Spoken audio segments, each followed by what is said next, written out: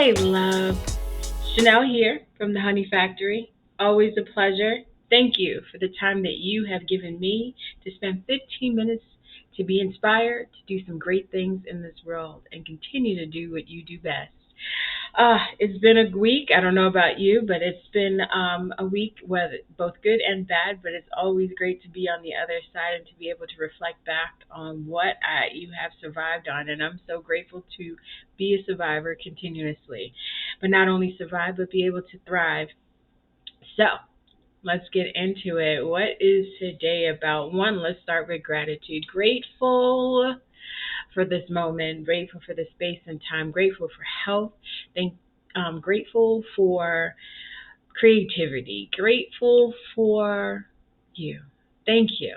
Take every day, don't take your life for granted, any minute for granted without really, you know, loving every minute that you do have that breath and time to do new things and shift things the way you need to. So take a journal out, write it down.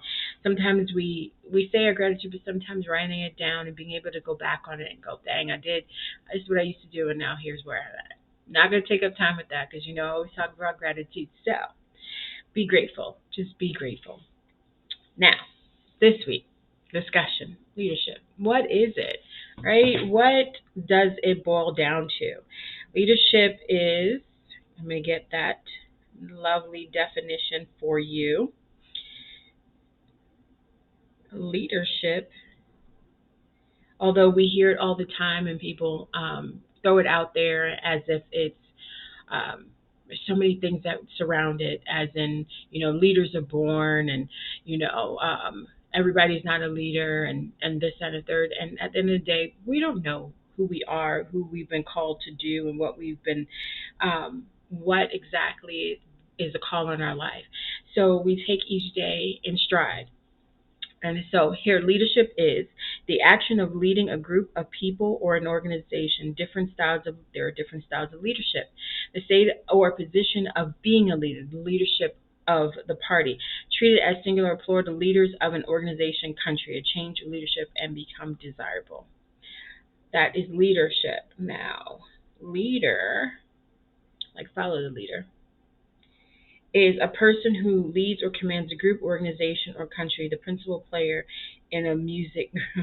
Okay, there's different ones, but basically the head of whatever it may be.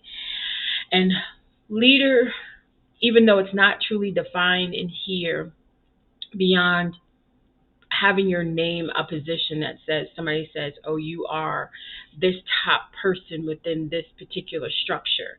It goes beyond that. It goes into a stance that you take, the stance of being different and protecting and supporting and teaching individuals. It's taking that separate road, so to speak. And so today I just want to talk about knowing and identifying what leadership or being a leader is. What does that really look like in your life? And recognizing whether or not that is someone or a character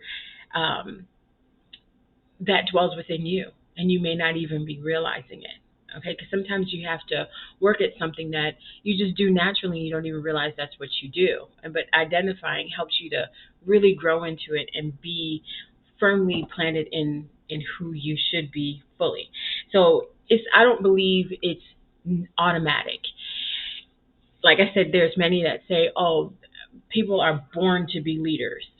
I believe that you can be within a structure of a group or a family that can teach you to be leaders, because they may have that personality to be a leader, but that doesn't mean necessarily that is your calling, what you're supposed to do.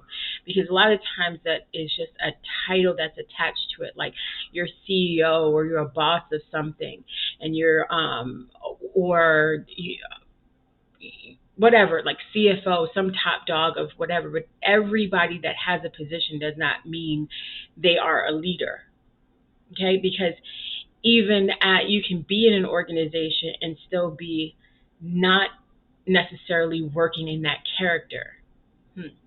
Think about that, especially when you have people that you may work for, and you go, you're not really a leader, you're just a manager. There's a difference between managing and leading, because managing is all about nitpick, I call it more micromanaging, making sure this person does this. But leading is being able to have that hand to teach and know how to let go and create that balance. But I'll get into that. So again, not automatic. I don't believe it's automatic, but there are actions that we can take that not only helps us to develop that leadership quality, but also allows us to identify that within ourselves, the action, and those actions for other people to identify within us. So it's an action, it's also consistency. It's not just about, how do I put it? It's not just today I felt like working in my role of leadership because today I bossed this person around, or I took this particular project. I took the lead on this or whatever. It's not a one day thing; it's an everyday thing. You'll notice it the more you put it into action. It becomes an everyday thing. It becomes who you are. It's no longer separated where, okay, I'm going to put it on today, but take it off tomorrow. Sooner or later, the more you, like I said, that action you take, it becomes a consistency that wherever you show up, it is you. So, and it shows strongly in who you are, in your character. So you have to also, with leadership, is not always about being the first person necessarily through the door, or the one to always have the answer, or to think that you're the smartest person in the room. It's also knowing how to follow and be able to listen, and having that balanced ear to know that you're not always the person in the room and you don't want to be the smartest person in the room, because might not be the best room you're in. So it's knowing that I know this, but I may not know that, but I might not know this. Colin Powell said it best years ago, and I think a lot of people thought it was crazy. It's in knowing. It's in knowing what I do know and what I don't know, and being okay with that. It's that settling of knowing it's okay. I know this, but I may not know this, and it's all good.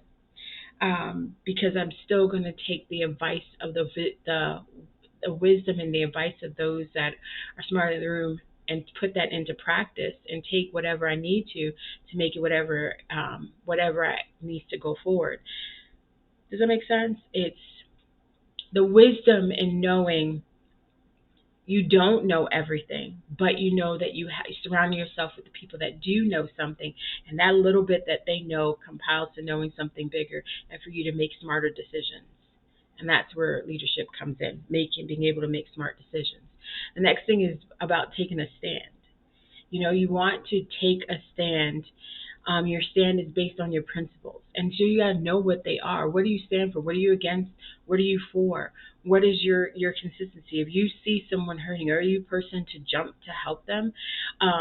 If you see something incorrect on paper or wherever it may be, you are a detailed person to the extent like, I'm always gonna make sure that this is what is right.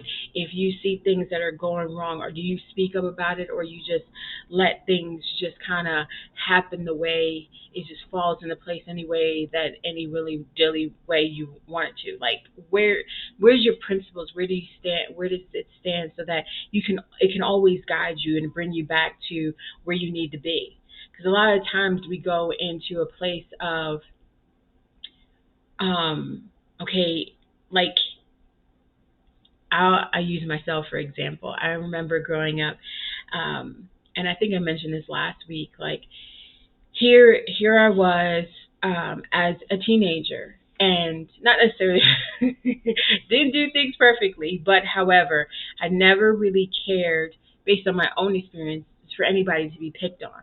And so when a friend came to me and said, "Hey, this person is picking on me and making and threatening to cause problems for me," I didn't just go, "Oh, girl, well, you figure that thing out."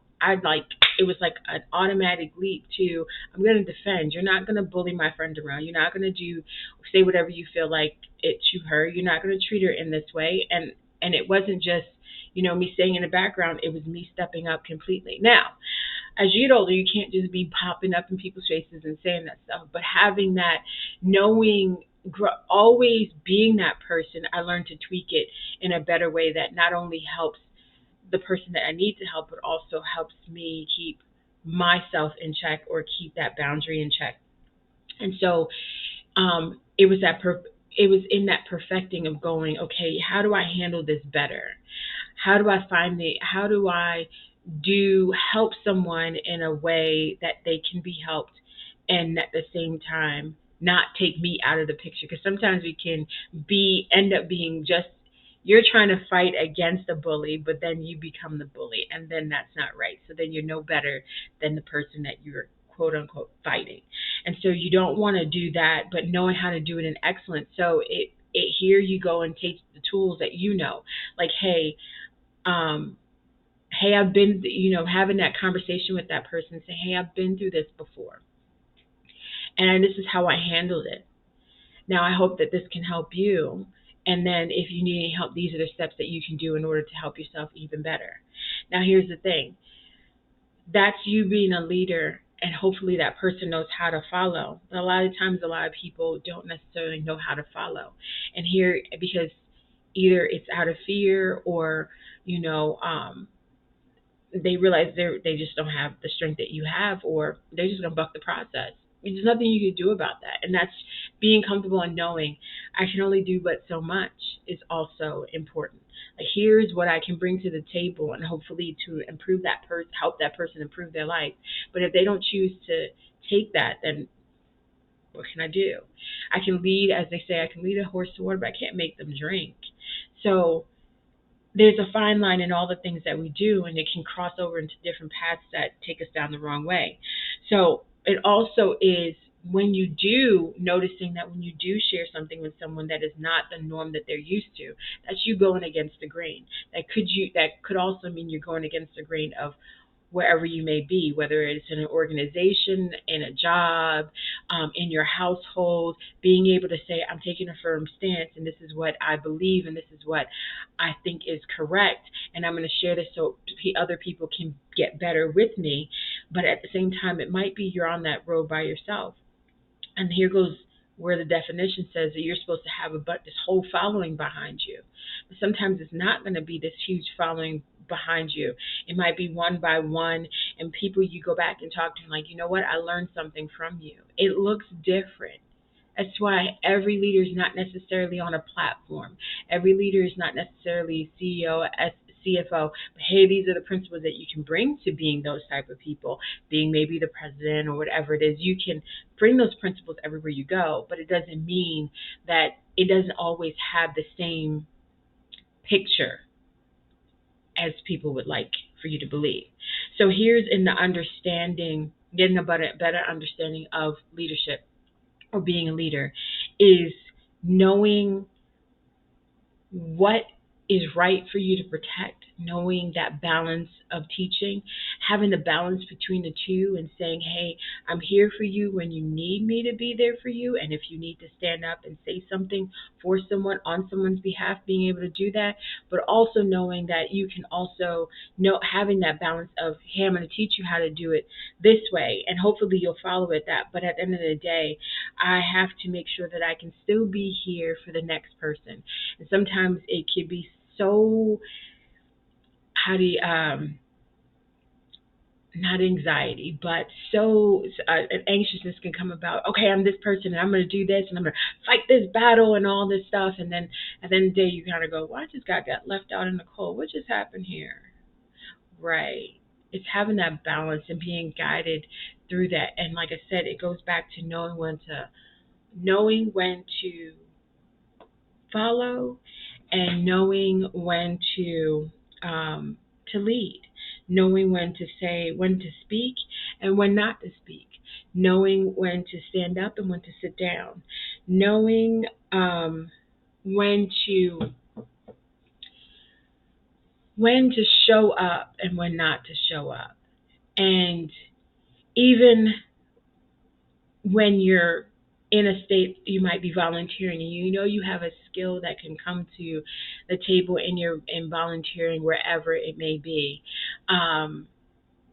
When you volunteer, sometimes here it goes, you know that you probably have that extra insight that you can add to it, but you have to take a pause back because they may run things a little bit differently. And it's about sitting back, observing, seeing where you can fit in and where you can fill in, and those places will come in when you speak up.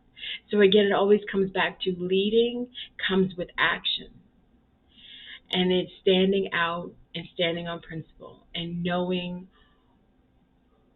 to stand up for something right. Like again, everybody that's calling themselves a leader is not necessarily a leader. Because here's the question: where are you leading me? So so where are you leading those that are around you? And then question those that you're following. Where are they leading you? That's what it's all about. Asking the questions. Leadership comes with questions. It's not just going, oh, okay, I'll take that. I'll take that hit. No, it comes with questions. So ask the questions you need to ask so that you can take an assessment and make the best decision to move forward in your march, in your character. Thank you always for tuning in and listening. It's always a pleasure. Be the leader you've been called to be. Have a blessed one.